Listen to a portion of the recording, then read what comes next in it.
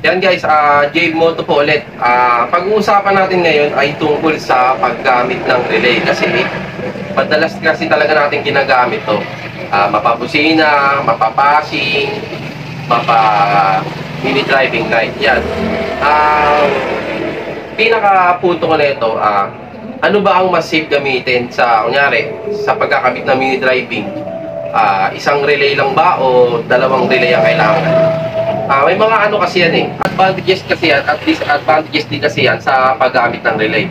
Unang-una, pag isang relay gamit mo, mas makakatipid ka. Siyempre, pag dalawa, mas magastos. Pero, kung ako lang din ang tatanungin, para sa safety, mas safety talaga ang dalawang relay ginagamit sa mini driving light. Bakit? Kasi, kung pag-aaralan mo yung schematic diagram niya tsaka yung sistema niya, unang-una, dun muna tayo sa isang relay. Yan. Pag isang relay kasi gamit mo, once na nag-open ka na na motor, gumagana na agad ng relay.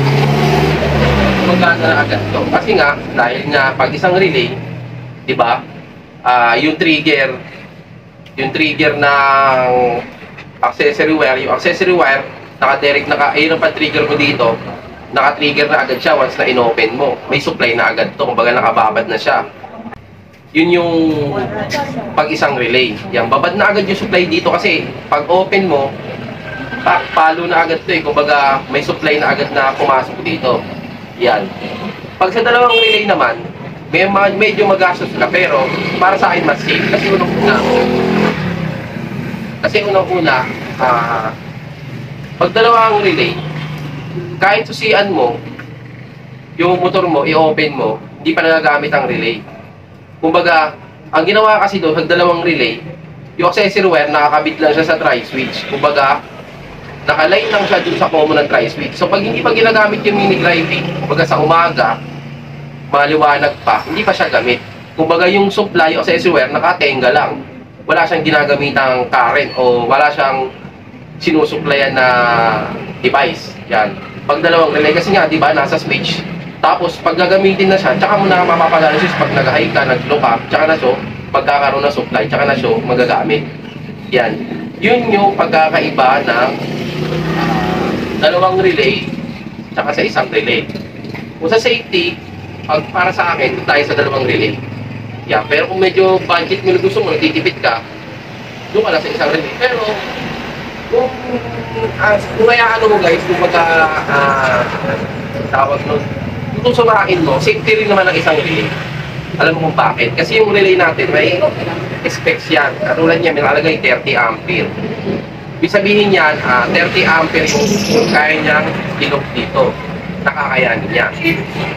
Tapos yung mini driving light natin, madalas 1.3 ampere, di ba? Kumbaga, 30 times, kumbaga 1.3 sa 30 ampere. Ayan, bigyan ko kayo ng isang example na mas mabilis nyo maintindihan. Parang ganito yan ako yung relay, 30 ampere yung lakas ko, tapos ito lang yung bubuhatin ko, ganito lang kagaan. Yan, ganito lang kagaan. Parang hayahay, di ba? Napakahayahay, di ba? Kumbaga, yan, may enjoy mo siya. Kumbaga, yung relay, petik-petik lang. Kasi 1.3 ampere lang yung itutulak niya supply. Kumbaga, ito-supply niya ng power niya. Yan, ganun yung ibig sabihin nun. Hindi katulad na, kunyari, may sample ako, 30 amperes din yung device na kakargahan ng relay. Sabihin natin, meron akong dalawang timba ng tubig, buwat-buwat ko, di ba? Hirap na kaya ko, pero hirap na hirap ako. Parang ganun yun. Kaya kahit isang relay, safe pa rin kasi kayang-kaya niya i-drive yung mini driving na 1 ampere, 1.3 ampere lang. Kasi siya 30 ampere. Yan. Ako baga, kaya pa rin niya. Pero kung sa safety talaga, mas safety yung dalawang relay. Medyo magastos nga lang. Yan. Sana meron kayo napulot na aral kasi ako to kino-content kasi para doon sa mga nagdi-DIY na naguguluhan kung ilan ba ang relay, ano bang mas gagamitin, isa ba o dalawa na relay, ano ba ang dapat. Yan, depende ko sa inyo. Pero kung sa safety talaga, para sa akin, nandun ako sa dalawang relay kasi talagang ano yun eh, petix yun eh. Talagang magagamit na kapag ginamit, inon mo yung switch. Hindi katulad ng isang relay, pag on mo ng susian ng motor, gumagana agad siya, nakababad na agad siya.